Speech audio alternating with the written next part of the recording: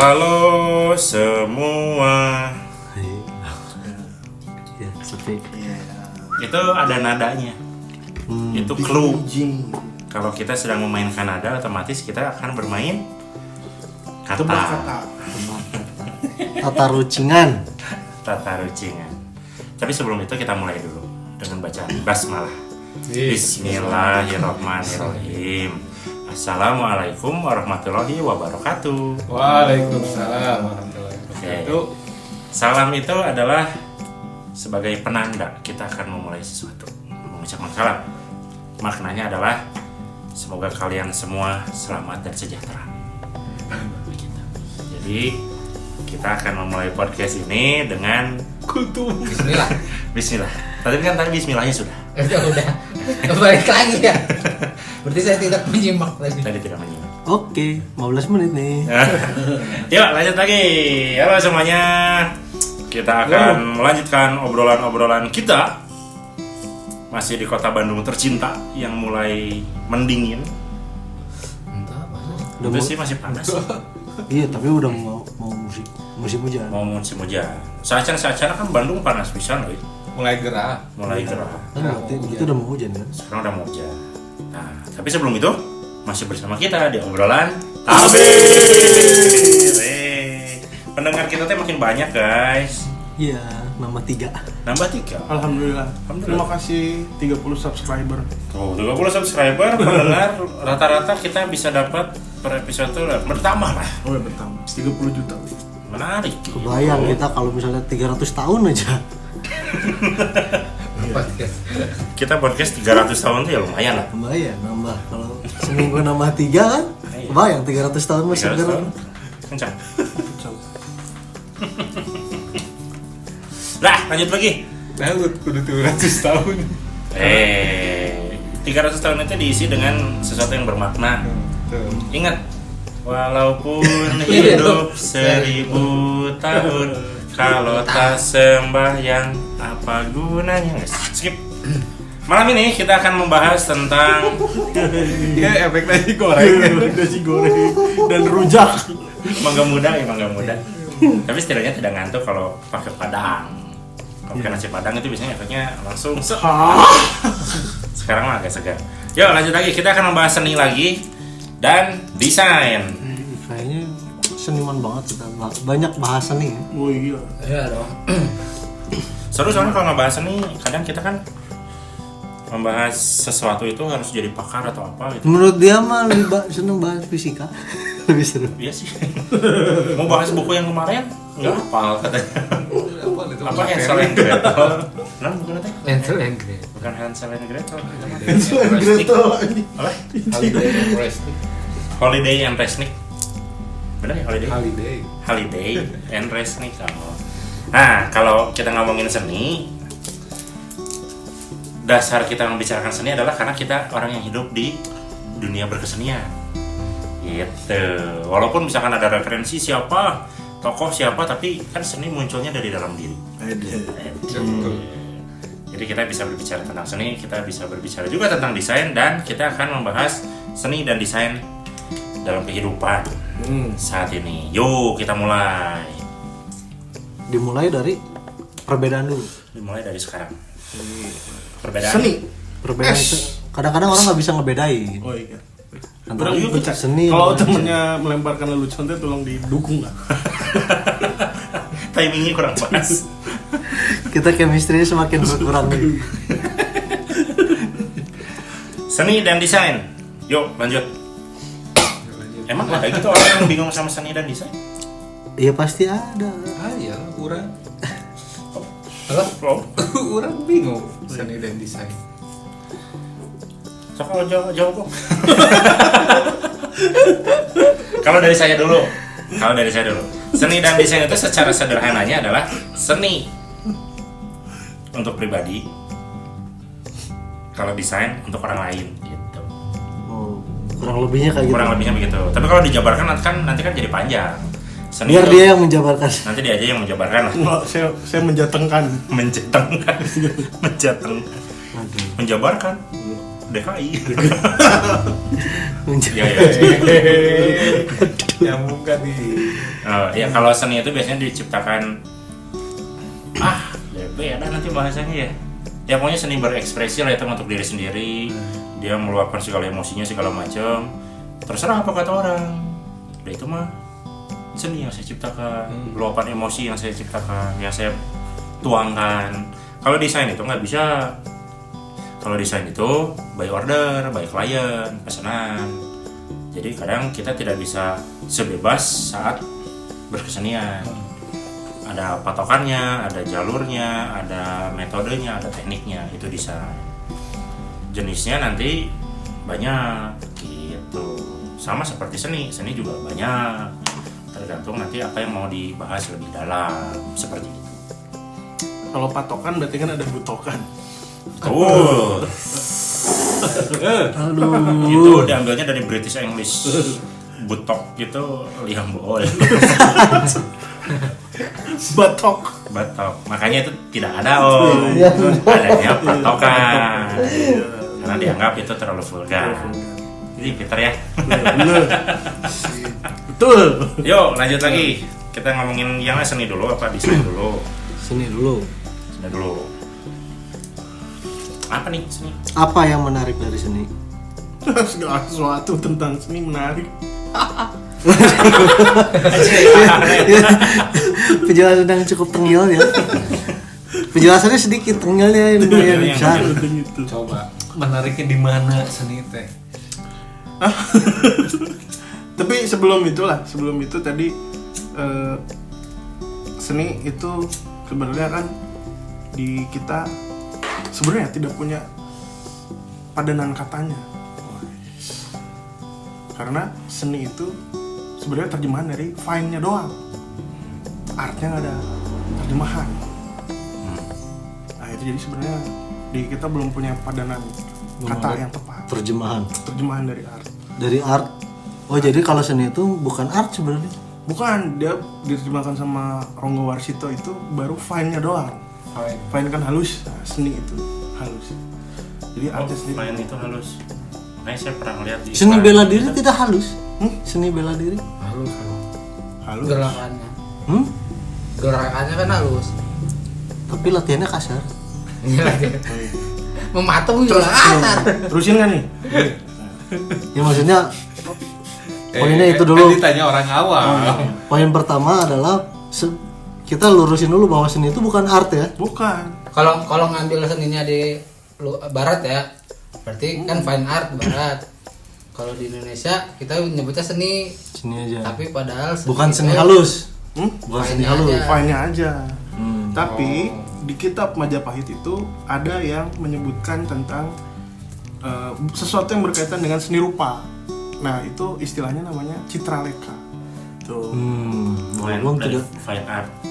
Seni rupa ya. Ya tapi berkaitan, bukan terjemahan dari seni rupa, cuman berkaitan. Kayaknya yang ada di citraleka nih sama nih sama yang apa ada di citraleka. Itu visual art.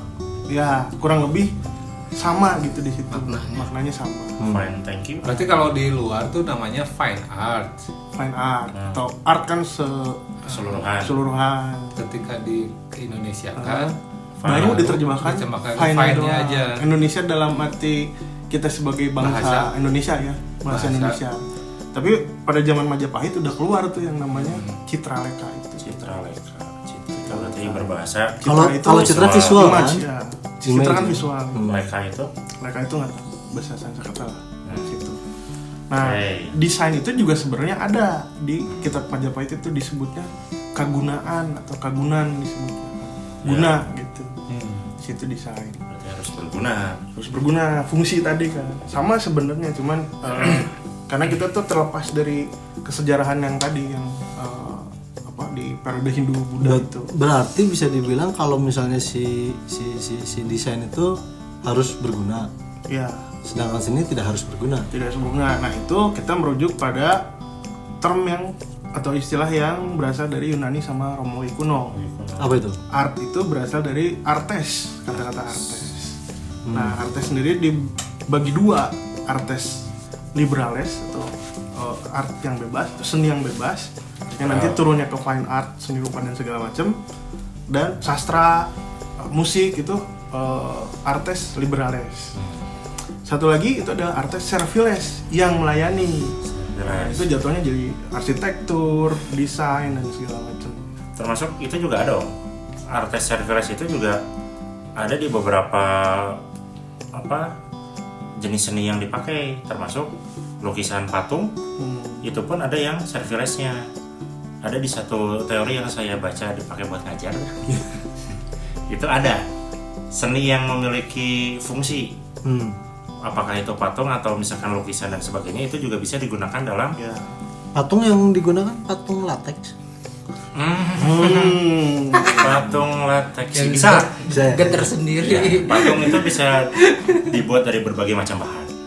Salah satunya latex. Nah, patung zaman Romawi kan bukan latex nih. Batu. Iya. Patung apa yang berguna pada waktu itu? Nah, bergunanya itu adalah untuk hiasan dan interior.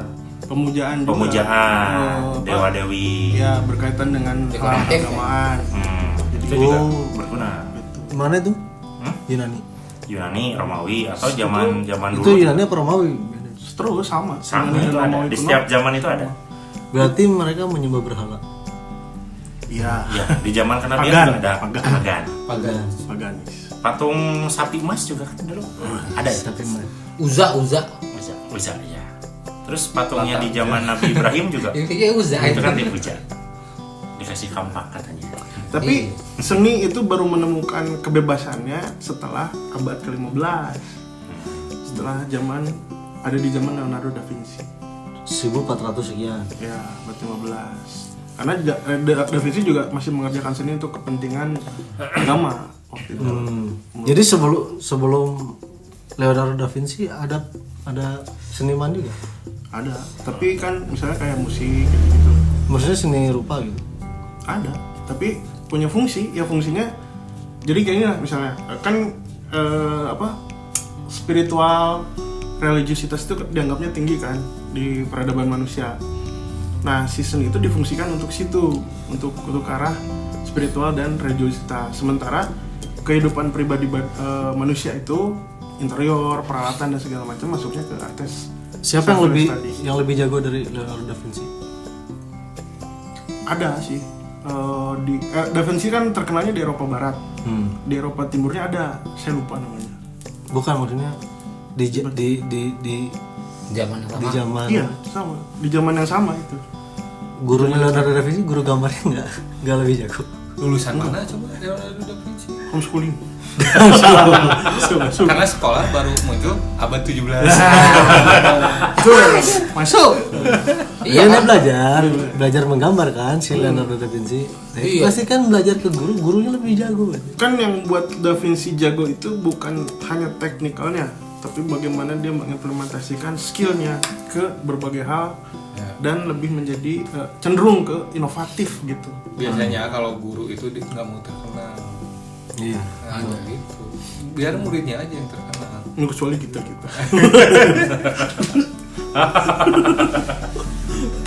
Begitu. Itu seni.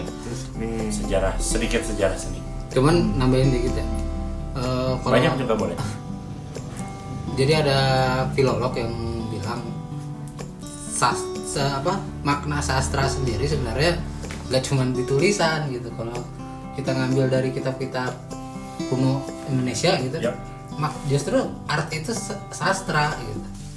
Makna art yang kita tahu sekarang, seni secara keseluruhan itu sastra. Sastra bukan. Sastra. Aduh, itu bisa. Sastra.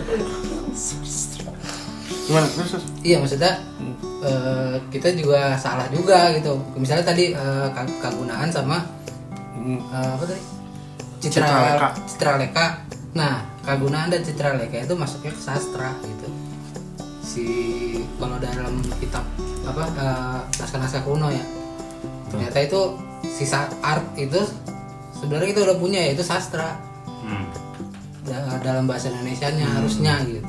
Cuman kan sekarang Tapi kita penyempitan makna dari zaman penyebatan sekarang. makna lagi gitu. Sastra ya udah buat tulisan aja gitu, yang karya seni yang Sebenarnya awalnya itu istilah sastra itu lebih luas dari lebih itu. luas. Salah satu buktinya tuh kitab Silva Sastra.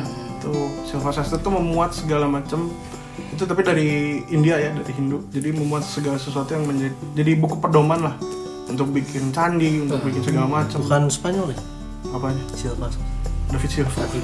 David Silva. Jadi Silva itu ya kalau nggak Portugis. Silva. Oh Silva.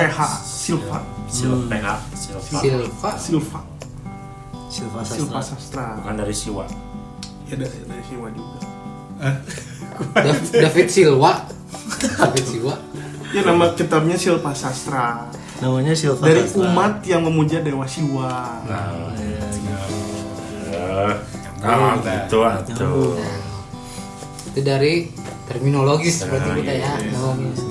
Jadi sebenarnya tarik terminologis ya. sebenarnya kan berarti pemanfaatan si art dan teman-temannya itu kan memang ada jelas kaitannya dengan kehidupan spiritual berarti kalau zaman dulu Mbak. Zaman dulu sampai abad ke-15 kalau di Eropa. Ya, jadi sebelum itu kan pure untuk Ya, jadi kan ada yang terputus. kepercayaan aja. Ada yang terputus ketika Yunani Romawi ngomongin artes liberales, segala macam ilmu pengetahuan yang dari Yunani dan Romawi itu sempat terputus ketika di Eropa itu sudah mulai Nasrani semua gitu. Terus kan ada fase di mana Eropa itu ada di fase momen gereja sentris itu ya, disebut Darkness Age itu, masa-masa kegelapan. Terus kemudian muncul pemikir-pemikir baru kan kayak Galileo Galilei, terus Leonardo da Vinci, Raphael dan segala macam. Abad ke-15 muncullah si periode Renaissance itu. Nah, Renaissance itu abad pencerahan tapi juga mengembalikan kearifan-kearifan pemikiran yang muncul di Yunani dan Romawi kuno. Makanya artes liberales itu muncul kembalinya tuh di abad 15. Nah, ada periode kosong yang disebut The Darkness Age itu. Masa-masa kegelapan. Padahal nggak kosong-kosong banget ya. Nggak, tapi kan dilarang semua kan. Maksudnya mau bumi itu Dilarang sama gereja gitu. Tapi yang diam-diam berkesannya juga ada kan? Nggak ada waktu itu. Ada. Siapa? Cuma nggak tahu aja kan. Karena dilarang. Oh iya. Iya, sebenarnya ada cuma justru nggak ketahuan. Berarti dia berhasil. Berhasil. Berhasil sembunyi. Nah, itu benar ada, tapi kesenian itu justru berkembang di Timur Tengah.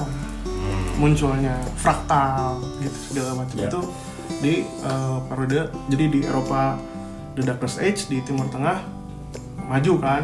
Tuh. Nah, salah satunya seni berkembang di situ dalam Oh, bentuk itu dekoratif. justru Timur Tengah sedang masa kejayaan waktu itu. Oh, ini. Nah, di situ seni itu berkolaborasi dengan sains karena dengan ilmu fraktal itu dia bisa bikin dekorasi. Apa itu?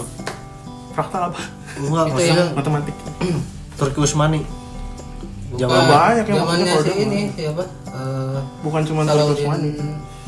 Enggak, zamannya zaman di Zamannya parodenya berganti-ganti. Iya kan yang bikin pattern itu apa disebutnya? Yang Ya, lupa sih dekoratif lah. kan kalau nggak salah tuh apa kalau disebutnya apa ya, yang pattern Islam itu dia kalau dihitung sama rumus pakai teorinya Pythagoras apa Fibonacci ya? Fibonacci itu ada yang pattern yang belum bisa ditemuin tuh hitungannya kayak gimana gitu. Nah, jadi kan kalau fraktal, Ada dah. Mantap. fraktal itu karena kaitannya dengan sains ini. ketidakteraturan.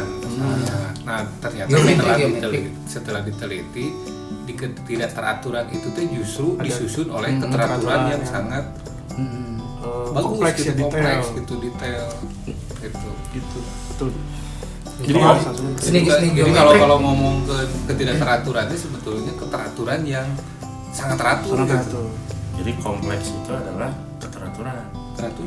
Walaupun Kumpulan- tidak teratur, tapi dia teratur. Kalau yang teratur tuh keteraturan itu kompleks ya. Yang tidak teratur itu pemukiman liar. Pemukiman liar itu tidak teratur. Kalau Saya baru mau masuk ke situ. Udah keduluan. itu jadi memang ada ya tadi Bantaran sungai. yang apa? Seniman di masa sebelum abad 15 ya ada juga. Ada juga. Kayaknya ya seniman-seniman atau desainer itu sejak dulu juga udah ada gitu. Tapi pelabelannya. profesi desainer itu baru di abad ke-20. Dan Baru abad desain 20? baru diakui itu di abad ke-20. Ya, Oh jadi dulu malah belum ada ya? Desainer belum ke Abad profesian 19? kayaknya. Belum profesi. Belum profesi. profesi. Jadi ya kayak misalnya abad 15 ya Da Vinci juga desainer. Iya, Selain Desainer. kemarin tukang. Iya. Masih jadi tukang, benar. Iya belum. Bener. Desain Belum itu profesi. muncul setelah penemuan mesin cetak Gutenberg. Iya. Karena reproduksi Kan kan. Gitu. Butuh waktu sama kayak Heeh. di Indonesia kurikulum pendidikan itu mulai tahun 47. Ada guru kan. Nah, profesi guru kan Baru setelahnya. tahun-tahun kemarin gitu. Pantas Belum disebut masih profesi. Oh, iya benar. Pantas masih Sebelumnya mah ini ya enggak. masih sulit ya, masih susah. Dan memang Ya baru. maksudnya itu ya sama gitu. Ya kan kalau prajurit perang, pemimpin, presiden, raja-raja kan sudah ada sejak dulu. Jadi kalau mereka sejahtera ya wajar karena profesinya udah lama. Tuh, Profesi guru ini kan baru-baru. baru. Ya namanya baru-baru kan masih merangkak dan masih Tuh. harus Makanya yang sesuatu sejahtera masih Emang sedikit. raja tuh profesi ya? Hmm? Raja tuh sejenis profesi juga. profesi lah. Wah, saya tuh KTP aja. Profesional berarti kan. Jadi lihat aja di kelurahan ada nggak profesi raja gitu. Profesi ya. Kalau mau bikin Pekerjaan dari KTP. Pekerjaan. kerjaan raja. Raja. Balik lagi ke itu tadi. Jadi desain itu dia baru muncul setelah manusia bisa mereproduksi banyak hal dengan adanya mesin cetak. Ya, Itu kalau misalnya di kaitannya sama mesin cetak berarti di Cina lebih duluan harusnya Iya. ada yang namanya desainer gitu. Lebih duluan Cina, cuman kan yang tercatat di sejarah pemenang, Sih. pemenang. Iya. Itu Gutenberg. Iya, betul. Kan munculnya profesi itu adalah saat orang-orang Eropa mempatenkan itu. Mungkin sebelum-sebelumnya yang namanya desainer banyak modelnya Banyak. yang mendesain kain, mendesain sutra Iya, gitu. pasti. Mendesain layang-layang, mendesain Batik. bangunan-bangunan, batik, tembok, atau mendesain alat-alat perang kan itu ada art. Nah, Mobil listrik. Ya. Ya, betul. Ayeuna-keun Tapi mobil listrik itu kan yang paling laku sedunia sekarang yang dari Cina itu. dari Cina. BYD apa namanya? Iya, deh. masuk baby. Nah, tapi nah di sini sebenarnya desain itu bisa disebut sebagai anak kandung seni gitu karena pelaku-pelaku awalnya itu Udah ya- tes DNA itu. iya, pelaku-pelaku awalnya seniman-seniman yang mereproduksi karya seninya. Karena ada reproduksi di situ, ada proses Karena ada reproduksi. reproduksi. Makanya disebut anak kandung. Iya. Biar nggak pusing yang denger. Nggak pusing. Karena tiba-tiba punya anak. Karena ada reproduksi. Terus kan dipikirin sama orang-orang gimana caranya bikin kayak gini. Gini. Wah, kok bagus. Gimana caranya bikin kayak gini? Nah, itu kemudian ada yang meletakkan metodenya. Itu Bauhaus. Kalau misalnya banyak lah teman-teman tahu Bauhaus itu kalau umumnya kita kenal sebagai salah satu jenis font. Nah, padahal itu udah design house namanya Bauhaus yang meletakkan prinsip-prinsip desain sama metode pembuatan penciptaan karya desain. Itu juga di abad 20. Itu font. Dikenalnya font, tapi Bauhaus tuh meletakkan prinsip-prinsip lah Si, gimana kalau si Arial, padahal font doang. oh dia bukan Roman. Terinspirasi dari mermaid. Ariel. kalau Arial Bold, Papyrus. Ariel Gold, mermaid yang tebal. Gitu. Saya pengen masuk tapi udah terlambat. Timingnya kurang. Yuk lanjut lagi. Nah, satu lagi, seni kan bisa dianggap sebagai sesuatu yang liar, bebas sekali gitu. Desain juga selain Bauhaus tuh kan gimana bikinnya nih, gimana menilainya, parameternya apa? Karena ngomongin rasa, ngomongin subjektivitas, ngomongin apa namanya? seni itu liar ya. Ya maksudnya cuman coretan aja bisa dianggap seni gitu. Nah, gitu. Terus gimana caranya menjadi seorang seniman? Akhirnya dipikirin kan sama sekolah-sekolah itu. Nah, ternyata seni itu baru masuk ke ruang akademik sekolah atau perguruan tinggi itu di tahun 60-an. Jadi di Inggris sendiri baru mengakui atau melibatkan seni sebagai salah satu ilmu pengetahuan yang ada di perguruan tinggi atau akademik baru tahun 60-an. Gitu. 60-an. Berarti lebih profesi seni yang berijazah itu lebih Mudah. muda lagi Lebih daripada muda. guru. Guru. Tapi guru masih aja sama aja sih. Sama Seniman aja. sama guru Nasibnya secara sama. metodologi ya maksudnya tuh. Jadi ini gini Nah. metodenya. Kalau si seni itu liar, itu yang maksudnya itu kan Pembohong kan. Sini itu pembohong liar. Belajar. kan segala sesuatu misalkan bisa jadi seni lah ya. Ya. Saya kan bisa pernah nonton ada pameran gitu lah. Ya. Terus ada yang iseng tiba-tiba nyimpen sepatu, Ya. terus semua orang tuh ngeliat, "Wih, Oh, itu seni gitu. baru- Padahal kan lu iseng kan ya namanya. Ya. Kan lu iseng. Nah, terus ketika masuk ke sebuah tatanan pendidikan, bukannya itu berarti membatasi seni itu yang awalnya tadi liar menjadi harus terstruktur.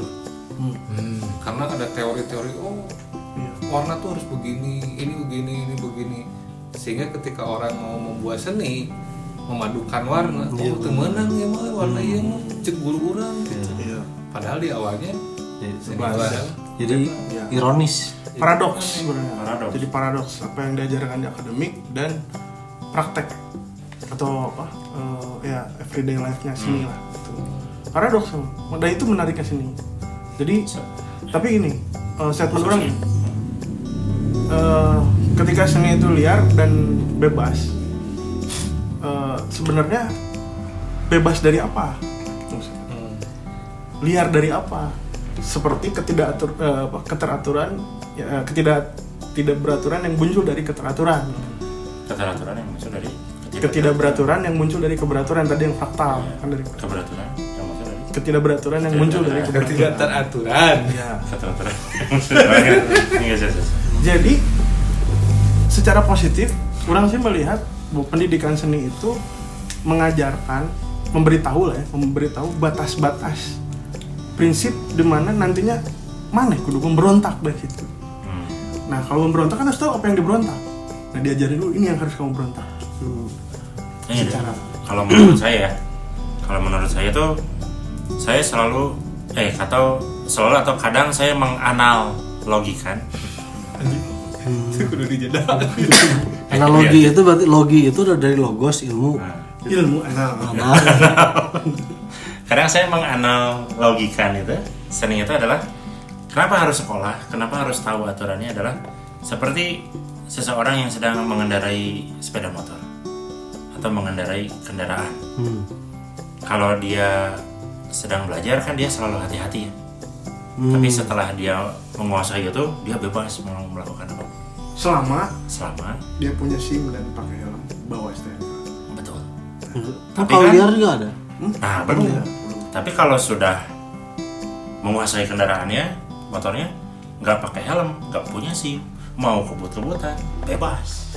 Tapi urusan dia itu mah. Tapi urusan dia. Dan biasanya itu di tong setan. Nah, di tong setan. Tong setan pakai helm. Oh iya. Kadang-kadang Cuman kalau di tong setan tidak ada plat nomor. tidak ada plat nomor. Ya percuma pakai helm juga. Tuh, kadang motornya RX King. Jadi gitulah kalau analogi saya kadang kenapa seni katanya bebas terus tapi ada aturan segala macam ya kayak tadi lah. Kalau mungkin sedikit menjelaskan begitu. Saat kamu sudah menguasai bisa pakai kopling, pakai motor gigi manual, ngegas ngerem. Kalau sudah bisa ya udah bebas itu. Kamu mau standing, mau back flip, front flip, mau wheelie gitu. Wah, Jadi terserah. kita dapat dua analogi dari para pakar ini. Analogi. Analogi. Jadi yang pertama adalah seni itu memang keteraturan semacam dibuat pakem gitu. Ya. Yang fungsinya adalah untuk didobrak Didobrak. si pakem itu. Karena kan kalau nggak ada dinding, apa yang mau didobrak? Ya. Nah, ketahuilah dulu Jadi, dindingnya. dibuat dulu dindingnya sengaja dikasih tahu oh ini dinding. Tuh. Anda dobrak sendiri. Iya. Berarti urusan masing-masing juga. Masing-masing. Kedua analoginya adalah ketika belajar sepeda motor. Sepeda motor manual tapi Hah? manual sepeda motornya. Emang kalau matic Kalau matic kurang kupling sama pindah-pindah gigi. Jadi, Kalau matic kan itu sistem belajar CVT belajarnya lebih gampang. lebih gampang. Lebih gampang kalau matic. Kan harus yang susah. Ya kan namanya sekolah juga pasti disusah-susahin gimana? Susah-susah. Ya ketika udah bisa mana ya tambah Mana gitu. Ada vokasi, ada ente, ada pakai helm, ada ente. Nah, ada satu kasus di mana saya dan Uda Faris ini mengalami pada saat sastra. Oh. Bukan tong setan. Bukan. Oh, bukan. Kita nggak berani lah. Oh, berani. Oke. Pada saat di sastra itu, sastra kan bagian dari seni, salah satu seni juga. Di situ kita belajar menganalisis ya, menganalisis unsur-unsur paradigmatik sastra, pokoknya semua benteng-benteng yang sastra. Ada lagi deh. Ada lagi. Jadi tembok-tembok yang Jadi pokoknya di dalam sastra. seni itu, belajar seni itu banyak seni menganal. ISIS. Krisis. Menganalisis. Ada hubungannya dengan PDD. Ya, Michael jadi kan Jackson. seniman tuh. Mungkin menurut seniman Menganal. rapper. Keren banget menganalogi. menurut jadi itu seninya. Tapi jangan bahas itu ya. itulah. Nah, di situ di sekolah itu kita tidak diajarkan untuk memberontak. Jadi hanya untuk mengetahui benteng-benteng yang ada di sekitar kita. Emang nggak ada? Hah? Emang nggak ada sekolah yang mengajarkan berontak? Enggak, tadi kan analogi yang tadi, yang seni rupa. Jadi, lulusan-lulusan dari situ tidak berprofesi sebagai pencipta. Atau tidak banyak yang mengambil posisi sebagai pencipta atau sastrawan itu. Karena tidak diberikan ruang untuk memberontak tadi atau membuat karya. Jadinya hanya untuk membaca, menganalisis dan ini tahulah kita mengklasifikasikan. Nah, itu yang salah satu yang juga sebenarnya disesalkan di sekolah sastra. Kalau seni rupa itu banyak ya sekolahnya ya, dari isi Jogja misalnya. Seniman-seniman lahir dari isi Jogja, dari ITB, FSR ITB, dari isi Denpasar gitu. Termasuk juga para penari-penari. Tapi di Indonesia sendiri tidak ada sekolah yang menghasilkan sastrawan. Itu yang sebenarnya salah satu yang, karena kita bahas seni kan masuk ke sastra juga ya. Ya. Karena orang pernah ya nanya ke dosen gitu ya, waktu lagi ya bukan pas kuliah itu udah lulus cuman teori-teori sastra ini untuk menciptakan sebuah karya yang baru gitu, itu memungkinkan nggak sih? Nah, dia juga bingung sih sebenarnya si dosen ini. Harusnya kan ketika kita belajar teori-teori sastra atau teori seni gitu, berharap bahwa untuk mendobrak tadi kan gitu, oh gue buat sesuatu yang baru nggak dari teori ini gitu. Atau memang dari awalnya tidak disampaikan bahwa yang diajarkan itu adalah batasan. Ya itu kurikulumnya. Terus perintahnya untuk mendobrak itu kan tidak tersampaikan. Iya. Akhirnya semua orang belajar itu ya hanya untuk mengenal batasnya aja. Iya. Nah itu tuh kita kenal setelah kita menjadi pelaku seni gitu. Setelah berkarya, oh begini ya, oh kenapa dulu kita nggak ada ini. Jadi kesadaran itu baru muncul setelah bertahun-tahun menjadi pelaku seni. Tapi kan hal itu tidak mungkin tidak semuanya bisa berlaku ke semua bidang ilmu ya. Maksudnya ketika ada sesuatu yang didobrak itu akan menjadi sesuatu yang baru dan Iya. lebih baik. Nah, misalnya comparing yang saya tahu lah, dan itu dari salah satu temen kolega lah di kampus itu, dari ilmu keperawatan. Ilmu keperawatan itu kan belajar tentang, salah satunya tentang SOP, bagaimana penanganan pasien dengan berbagai dimensinya gitu di rumah sakit. Nah ketika jadi perawat ya nggak boleh berontak, tetap harus ada SOP itu. Nggak boleh dia improvisasi, Mendobrak, nggak boleh, kan ada dokter, ada SOP rumah sakit. apalagi mendobrak kamar mayat. Iya. Ya. Buat apa? Boleh. Kalau terjebak di dalam kamar mayat, Oh iya. didobrak boleh. Berarti karena takut. Kalau mendobrak kamar mayat berarti dari luar. Dari dalam juga bisa. Kalau dari dalam menyeruak. Congkel. Atau lagi mungkin di bidang sains. Nah, saya nggak tahu, coba saya ditanya. Oh iya, Betul. orang belajar matematika, benteng-bentengnya rumus Pythagoras, kita dobrak aja. Nah, nggak tahu, iyalah dari sains kayak gitu atau Kita enggak. bikin segitiga yang punya 4 sisi. Tapi namanya segitiga. Itu Dia kan bukan mendobrak dobrak, pakem. Bodoh itu namanya. Jangan mau tunduk Jadi dan sama terkungkung. dogma-dogma yang ada. Iya. Kata siapa segitiga itu cuma 3 sisi? Kita bikin segitiga yang 4 sisi. Segitiga 4 sisi. Ada hari di sains mah apa yang terjadi hari ini menurut ilmu saya belum tentu besok itu seperti itu. Nah sebenarnya kan ada Lebih dinamis kan. fleksibel, ya lebih dinamis maksudnya. Tapi terkadang tunduk. Terkadang tunduk itu kalau memang belum ada. Belum ada. Kan sistemnya sains itu kalau misalkan membuktikan bahwa itu salah harus dengan sesuatu yang Benarnya. faktanya apa, mau ngasih hipotesis apa. Berarti kalau Terus sains buktinya kan gimana, gitu. lebih ke proving ya, membuktikan Iya, sesuatu. membuktikan, gitu. Berarti cuma ada satu hal yang benar berarti. Ketika yang benar ini ada yang lebih benar lagi, ini otomatis Iya, salah kan? otomatis salah. Mencari kebenaran lah ya. Berarti. Bisa jadi sekarang mah segitiga sama kaki, besok mah segitiga sama tangan, besoknya lagi segitiga sama mulut. Iya. Gitu. Makanya kan kayak Jadi kalau- misalkan kita kena paling kecil di organisme paling kecil gitu ya. Wah, ternyata manusia itu disusun oleh atom gitu. Ternyata ada Nah, lagi. ternyata kan ada lagi. Ya, penemuan baru Di lagi. atom itu ternyata ada yang lebih kecil lagi, ada quark misalkan ya. Berdasarkan dari riset Berdasarkan dari dan riset yang makin modern gitu. Nah, tapi tidak membuktikan bahwa atom itu Salah. paling kecil itu kan kemarin-kemarin. Kalau sekarang disebut paling kecil enggak. Kita udah punya fisika kuantum ya. Fisika kuantum kan yang ngomongin yang lebih kecil lagi gitu. Atomnya mah nggak hilang. Nggak hilang. Cuman status atom Status, sebagai sesuatu yang paling kecil itu Salah jadi udah salah. Ini sama kayak Pluto lah, dulu kan bilang planet, sekarang udah enggak gitu. sekarang Itu anjingnya Mickey. Pluto mah di delete. Kenapa? Karena kepenuhan memori. Setara absen. Delete. Di-kick. Nah, tapi eta aya nu ieu, aya nu pemahaman itu yang salah. Jadi bahwa tuh planet itu ada berapa di tata surya? Ada 9 gitu ya. Terus kemudian berubah kan jadi 8. Oh, Pluto sudah tidak lagi jadi planet. Oh, kemana Pluto? Dianggapnya hilang. Padahal bahkan hilang dari daftar. Tapi planet Plutonya masih ada gitu maksudnya.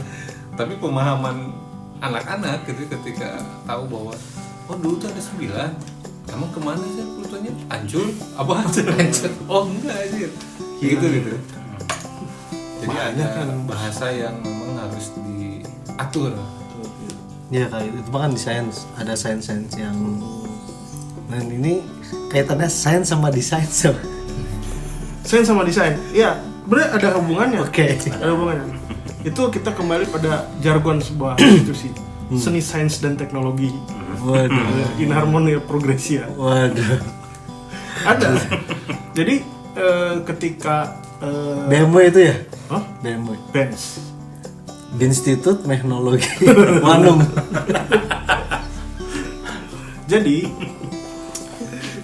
segala sesuatu kan bermula pada keilmiahan dari sebuah ilmu pengetahuan. Ya. Nah, seni di mana ilmiahnya? Ya. Karena dia ngomongin subjektivitas terus gitu. Ya. Nah, terus karena kita sudah negara Indonesia ini terus kemudian berangsur-angsur berkembang si perguruan tingginya dan muncullah satu Itu kredit tadi. oh Kredit. apanya Kan ada berangsur-angsur.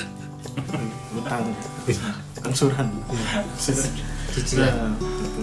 Berarti kan nggak langsung artinya Nggak kan langsung. bertahap. Iya, bertahap. Desain itu salah satu yang tertua itu kan desain komunikasi visual atau dulunya namanya desain grafis. Dulunya sendiri adalah periklanan gitu. Dulunya periklanan. Nah, ada Pariwara. perumusan pariwara betul di prodi pariwara. Nah, coba aja. Udah, lanjut. Terus ada Lucu terus. sebuah pemikiran dari ya para pendahulu kita lah di Kementerian Pendidikan itu untuk mengilmiahkan segala sesuatu yang masuk ke ranah perguruan tinggi. Termasuk Nah, seni. Termasuk seni karena seni punya desain sebagai anak kandungnya yang sudah terbukti tadi, nggak usah nanya DNA-nya tadi kan udah bisa jawab. Ternyata di antara kalau seni kan cabang ilmunya humaniora ya, di atasnya induknya humaniora. Salah satu yang berkaitan dengan sains secara lekat itu adalah desain. Gitu. Kenapa sama desain itu? Apa karena namanya mirip nggak? Enggak. Nggak juga.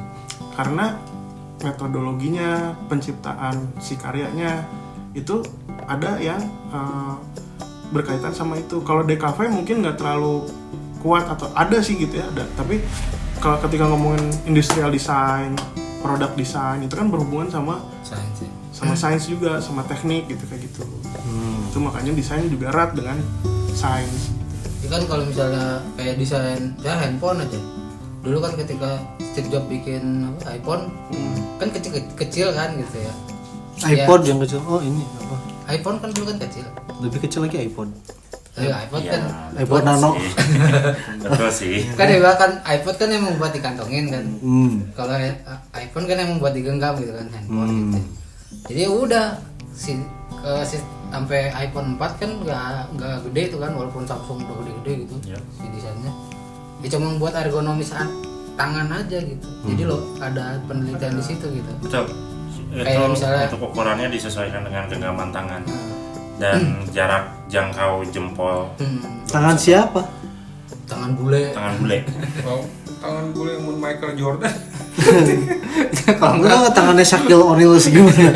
Ngambil rata-rata. rata-rata kayak kursi kan rata-rata kursi kan mereka mah anomali lah pada daging. Shaquille O'Neal gitu lah. Itu kalau ngomongin desain komunikasi visual itu ngomongin readability, keterbacaan. Yang ada apanya? Yang ada hubungan sama Sama sains. Makanya principle of design juga itu kan sains banget. Balance. Soalnya kayak website aja sains banget gitu. Iya kan itu ada prinsipalnya.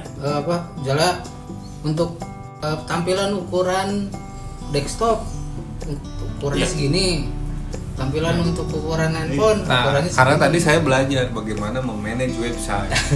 Ketika dikasih tahu bahwa ini ukurannya begini, tata caranya begini, letaknya secara matematis, paham jadi. Paham. Ada Padahal itu matematik sebenarnya hanyalah dinding-dinding aja. Yang harus didobrak. ada apa namanya? Ada pandangan bahwa seni itu adalah pilihan ketika si calon mahasiswa tidak suka matematik. Padahal ketika dia masuk seni dia membutuhkan perhitungan matematis. Penalaran matematis itu penting itu. Karena banyak juga yang akhirnya nggak paham juga. Gitu. Ya ada kan buat ngedisplay karya lukisan pun biar bagus nggak cuman pajang doang, walaupun karya sebagus apapun cuman nggak di perhitungan lightingnya, terus taruhnya di mana, ukuran misalnya misalnya kita bikin gambar lukisan, kita mau bikin gambar lukisannya ukurannya berapa nih, bentuknya kotak kah atau persegi, terus kalau persegi ukurannya berapa, 1 meter kali berapa gitu misalnya, itu kan juga nanti mempengaruhi ke visualnya. Nah itulah fungsinya I.O. Belum lagi ngitung feng shui-nya. Di seni rupa sendiri, lukisan misalnya, spesifik seni lukis itu ya kayak semacam tanda kutip diharamkan melukis di kanvas berbentuk segitiga sama kaki. Itu harusnya sama tangan. Segitiga sama seniman. Lagi nanti lagi yang baru karena didobrak nih, kita coba dobrak. Jadi segitiga sama kaki mungkin nanti akan berkembang menjadi segitiga sama siapa kamu? Cewek apa cowok? Bisa jadi. Cemburu gitu. Karena segitiga kan urusannya. Tapi pertanyaan tentang seni itu apa? Bagaimana sebuah benda itu bisa dikatakan seni dan tidak itu dipertanyakan sama semua seniman dan berujung di tahun 60-an. Di 60-an itu didobrak sama Marcel Duchamp ketika dia berpameran bawa urinoir ke dalam galeri, terus ditandatangan. Ini seni atau bukan gitu. Akhirnya pada saat itu banyak pemikiran yang berubah. Jelas dong harusnya. Hah? Jelasin ya. Apa? Urinoir tuh. Urinoir dibalikin terus ditandatangan. Ini kan dengan urinoir kan untuk air seni jelas. Iya. Cuman maksudnya gini, saya nggak mau bercanda di sini. Serius. Tapi akhirnya memunculkan gerakan-gerakan yang kemudian mencairkan tuh. Kita ngomong seni sama desain ya. Sejak itu mencair tuh seni sama desain itu tidak lagi tersekat-sekat gitu. Semenjak sih dia itu. Semenjak 1960-an yang terus ditandai dengan era postmodern atau kontemporer. Pak Duchamp juga banyak. Padahal kalau misalnya saya pernah lihat ininya lah, pernah lihat galerinya Pak Dusyam ini gitu. Pak Dusyam. Adus. Kan benar-benar Mister Monsieur. Dusyam. Pak Dusyam itu. Yang terkenalnya kan Orenoir ya. Orenoir itu. Padahal kalau misalkan ada di YouTube tuh yang apa? Jalan-jalan tuh disebutnya apa? Walking. Bukan. Iya sih walking benar. Jalan-jalan. Jalan-jalan ke galerinya itu. Road. Udahlah. Jalan-jalan ke galerinya Marcel Duchamp itu ternyata banyak banget karya-karya yang lainnya yang meureun pada zamannya itu dianggap memang bukan seni gitu. Kan kita kayak misalkan tadi yang apa memorable banget dan sangat apa menggebrak itu saat Orenoir, tapi pas di galerinya itu banyak banget yang dia hanya misalkan ada telepon warna merah, gagangnya itu cuma diangkat gitu. Nah itu udah jadi seninya dia gitu. Atau satu lagi ada manekin yang dia cuma kasih baju, mukanya ditutupin, itu juga jadi seni yang mungkin pada saat itu jadi gejolak badannya buat para seniman bahwa apa ini gitu, maksudnya mempertanyakan. Nah Bapak Dusyam ini menggebrak itu, jadi seolah-olah tas seni teh kieu we lah gitu, menggebrak kebosanan yang sudah terjadi selama berabad-abad gitu, digebrak lah itu. Mungkin kalau di musik kita ke Indonesia mungkin Hari Rusli lah yang gitu ya. Iya, Hari Rusli. Mendobrak gitu. Ya, itu kan parodi yang sama tuh. Hari Rusli tumbuh di era itu kan 60-70-an. Iya, kan maksudnya pemikirannya Hari Rusli itu tumbuh di sama gitu, maksudnya di periode yang sama. Ketika era seluruh dunia itu mempertanyakan tentang seni. Seru itu, akhirnya kan dari situ dampaknya kan jadi luas gitu. Sampai sekarang bahkan banyak yang mempertanyakan seni itu apa, jadi banyak yang jadi poros masing-masing lah gitu. Seni itu harus realis, harus apa, terus ada juga yang tadi misalkan jadi bebas muncullah mazhab ya. Iya. Realis, gitu. Iya, galeri pun ada alirannya sekarang. Misalnya, galeri ini ngoleksinya yang realis atau ibaratnya yang apa, mau indie, yang pemandangan aja gitu. Galeri itu alirannya ska maksudnya. Hah? Ya, Cindy Fatika Sari. Betul, saya tahu. Udahlah ini mah. Berapa menit? Udah mumet ngomongin seni. Gitu. Tapi balik lagi tadi ke Supaya ngomong deh. yang seni sama desain. Ya. Batasnya apa? Bedanya? Batasnya ya sekarang nggak ada sih sebenarnya, menurut orang ya nggak ada, karena seni juga bisa commission work gitu, ada klien dan pesanan. Desain juga bisa menjual karya desain yang non klien, jadi udah jadi barangnya dijual ke klien kayak di Fiverr gitu ya misalnya. Itu udah kayak karya seni banget gitu. Dari kacamata bisnisnya itu mah. Iya, karena itu yang ngebedainnya. Kalau dari sisi penciptanya dulu mah ya, orang mah desainer, mana seniman gitu, atau orang seniman mana desainer. Ya hari ini mah enggak sih. Hari ini harusnya enggak ya. Harusnya enggak sih berbaur. Ya walaupun masih banyak kubu-kubuan sih. Ada desainer kieu, seniman kieu. Padahal desainer. Saya mah desainer, saya mah seniman, masih ada kayak gitu. Ada. Harusnya banyak. Sudah tidak. Harusnya enggak ada. Kalau harusnya udah cair aja sekarang mah. Goblok berarti mereka. Ya mungkin belum siap. Susah banget akurnya. Ini sama-sama aja padahal. Bisa. Kecuali yang ini ya, kecuali yang kayak industrial design itu kan lebih cenderungnya dekat sama industri gitu. Itu produk desain yang juga dekat sama industri. Kalau interior kan dekatnya sama arsitek, sama arsitektur. DKV itu dekatnya sama seni. Oke, gitu aja ya. Oke. Jadi hatur nuhun saudara. Betul. Sampai Sampai ketemu lagi. Itu pembahasan kita tentang seni dan desain.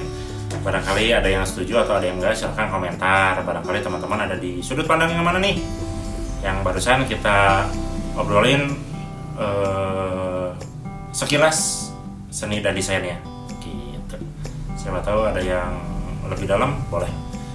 Jangan lupa nonton podcast kita yang lain, dengerin podcast kita yang lain karena banyak juga yang seru. Dan jangan lupa nanti dengerin podcast kita yang akan datang, yang apa ya? Yang lucu. Blank dulu, sorry, butuh ngopi, mau kudu ngopi heula. Jadi ya sampai jumpa, sampai ketemu lagi. Jangan lupa di like, comment, share, subscribe. Masih bersama kita di obrolan. Bye bye semuanya. Ya Allah, ya Rabbi.